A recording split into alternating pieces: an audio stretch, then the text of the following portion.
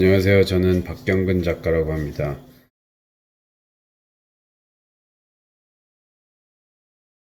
저는 서울에서 스튜디오를 운영하고 있고, 영화와 그 설치 작품을 병행하면서 작업을 하고 있는 작가입니다.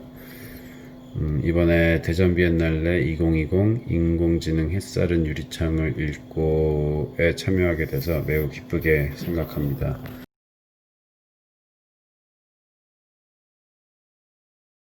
이번에 코로나 때문에 아무래도 설치 부분도 그렇고 모든 부분에서 좀 미흡한 점이 많았는데 다행히 미술관 측의 전문적인 그 설계사님들과 스태프들의 도움으로 전시를 무사히 설치하게 돼서 기쁘게 생각하고 감사의 말씀을 전하고 싶습니다.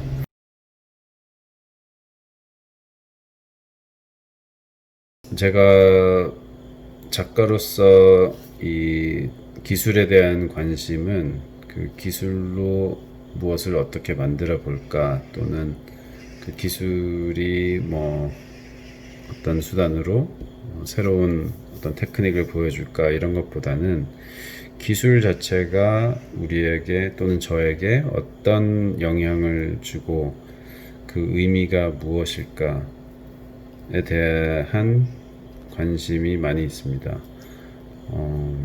그게 제가 미처 생각하지 못하는 잠재의식 속에서 발현되는 경우가 굉장히 많아요. 왜냐면은 저는, 그러니까 여러분과 저가 함께 이런 기술 문명의 바탕으로 그런 사회에 살고 있기 때문에 그런 것들이 작가로서는 저에게 굉장히 작품에 어떤 영감을 주고 그 창작의 어떤 소스가 되기도 합니다.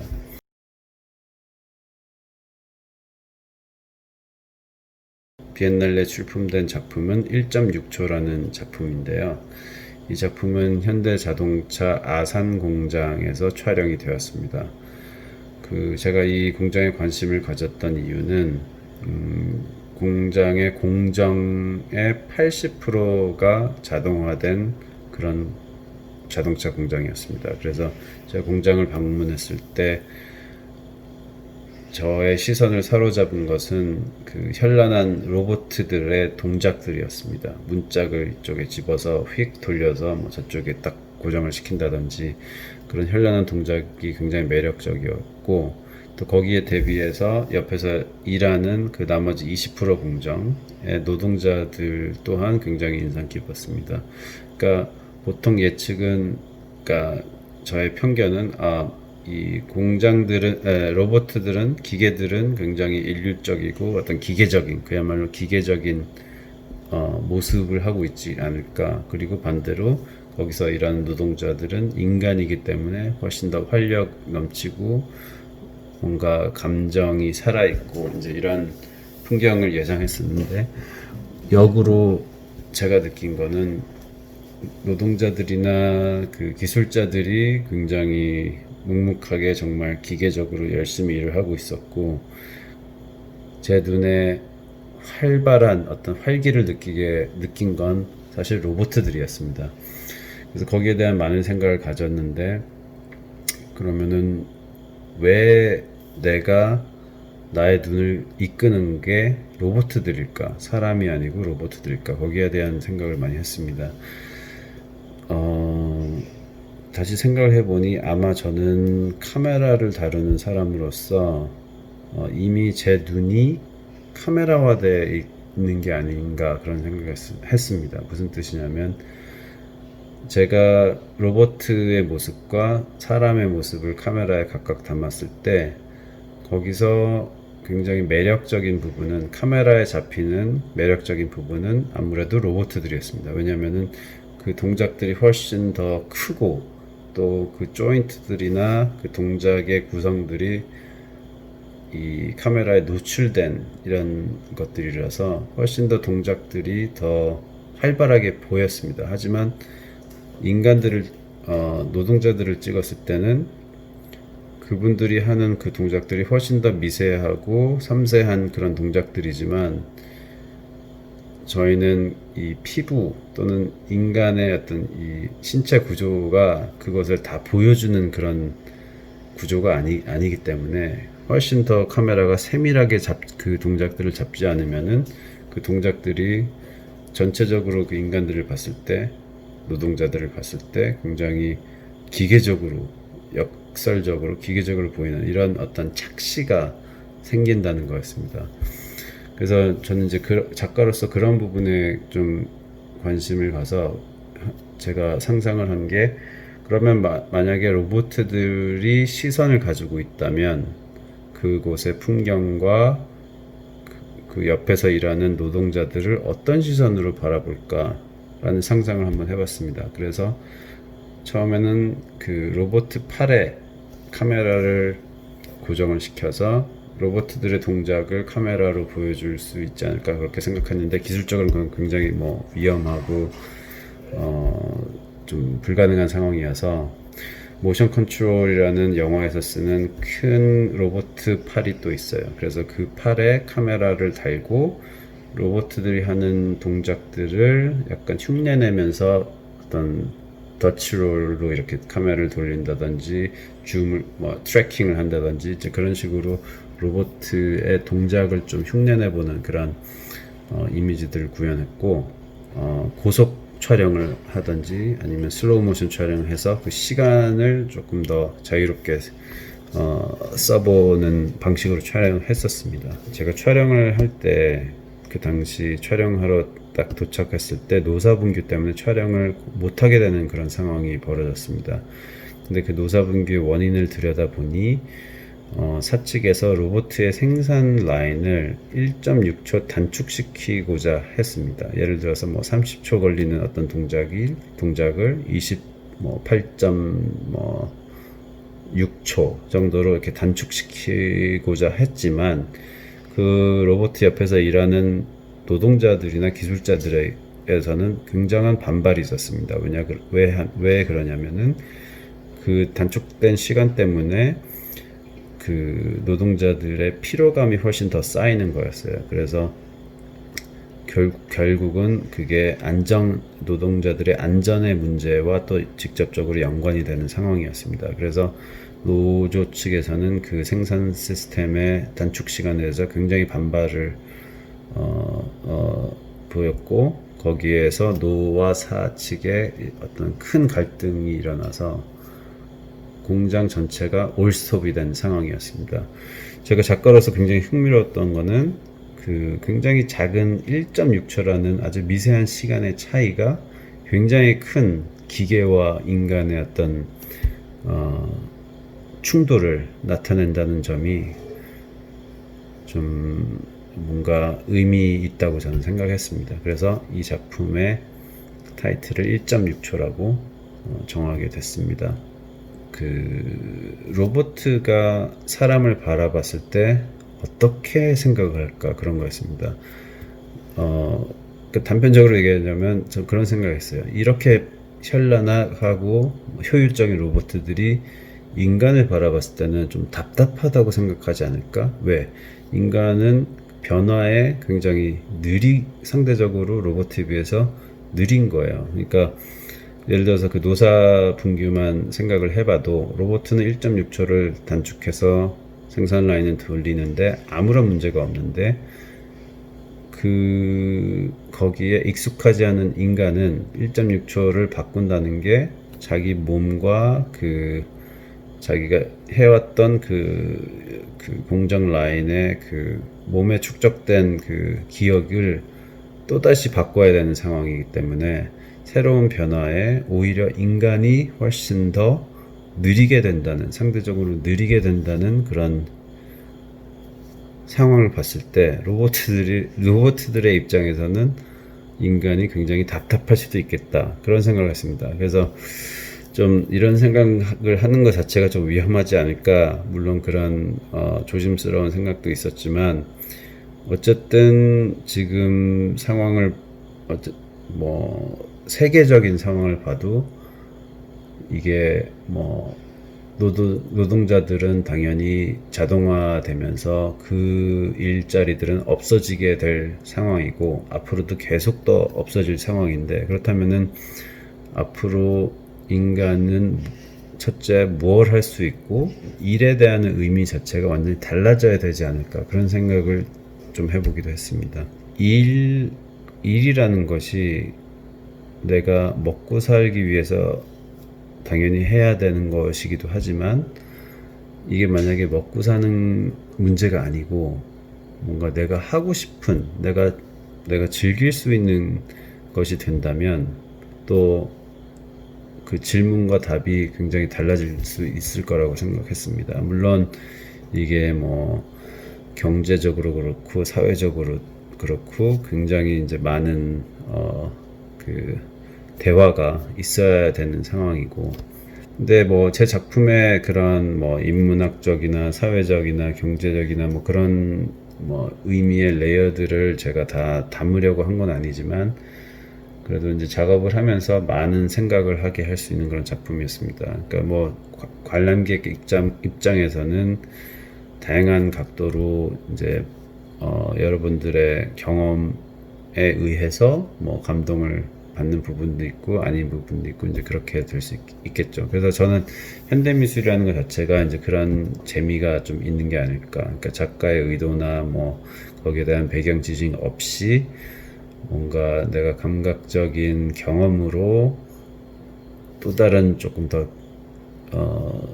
철학적인 뭐 질문이 될 수도 있고 뭐 그런 의미를 찾을 수 있는 게 현대미술의 재미가 아닐까, 그런 생각을 합니다.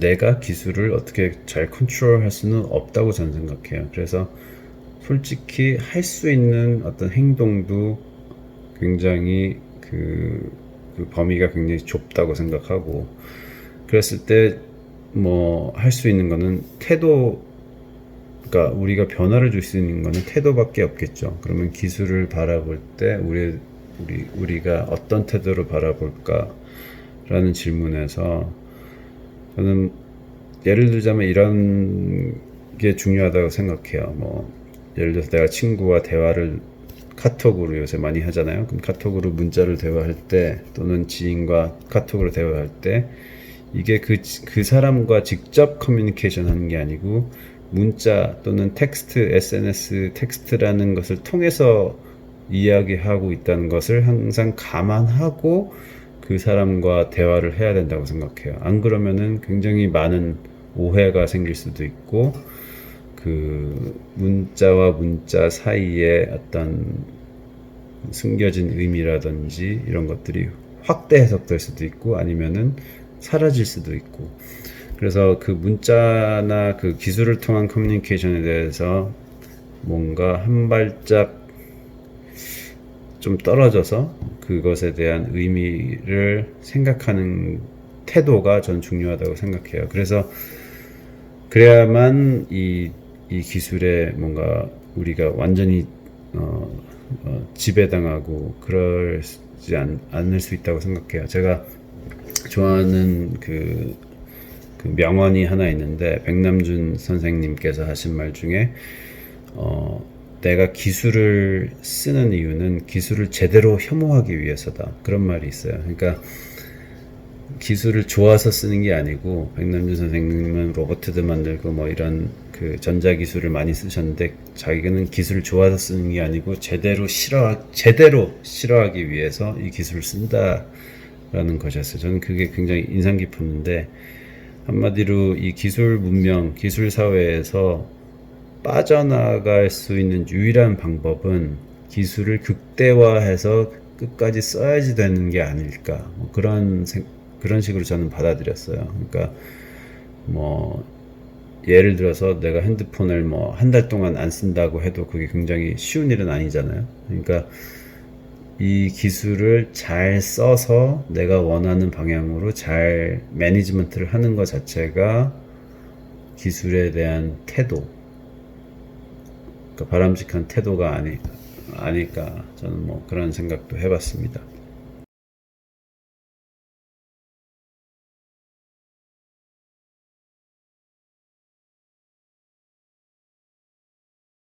사실 저는 이렇게 뭐 공부를 열심히 하는 작가가 아니에요. 그러니까 저는 솔직히 막 책을 많이 보고 뭐 되게 어떤 지적인 그런 작가는 아닌 것 같고 저를 스스로 봤을 때 뭔가 감각적인 거나 감정 이런 것을 좀 중요하게 생각하는데 이 기계에 대한 얘기는 이제 많이 했던 것 같아요. 그래서 뭐 이제 결국은 지금 뭐 왜 그 일론 머스크라는 사람이 지금 뇌에 그 센서를 지금 만들어서 뭐 심고 뭐 이제 그런 게 있잖아요. 그러니까 결국은 뭐 그런 텔레파시가 통하는 세계가 되지 않을까. 뭐 굳이 이런 단말기가 없어도 내 생각이 저 지구 반대편에 있는 사람들에게 전달이 되고 그런 그 공, 텔레파시가 통하는 그런 사회로 갈 거라고 저는 생각해요. 결국은. 근데 이제 물론 거기에 따르는 이제 여러 가지 문제도 많이 있겠죠. 하지만 그거를 피할 수는 없다고 저는 생각해요.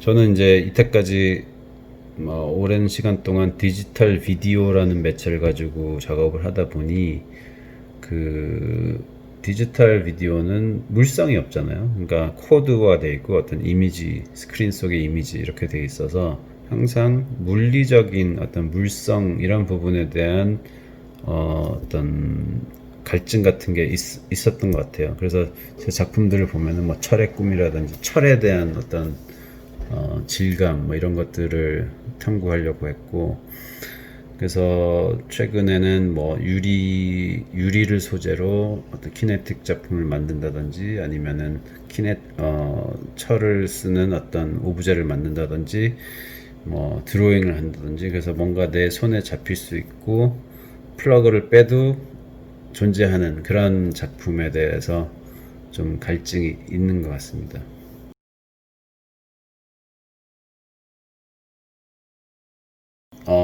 서울의 하루라는 작업을 진행하고 있는데 그 서울에 제가 살면서 서울이라는 도시의 풍경, 그다음에 거기서 살아가는 사람들의 모습들 그런 것들을 잡아보려고 하고 구체적으로 서울에서 일하는 사람들 그러니까 앞으로 이제 그 기술이나 뭐 그 경제의 변화가 많이 생겨서 이제 일이라는 것 자체가 일에 대한 성격이 많이 바뀌게 될 텐데 그러면 사라지는 일들과 또 새롭게 생기는 일들 그런 것들이 서울이라는 도시에서 사람들이 어떻게 그것을 진행해 나가나 그런 어떤 영상 작업을 지금 촬영을 하고 있는 상황입니다.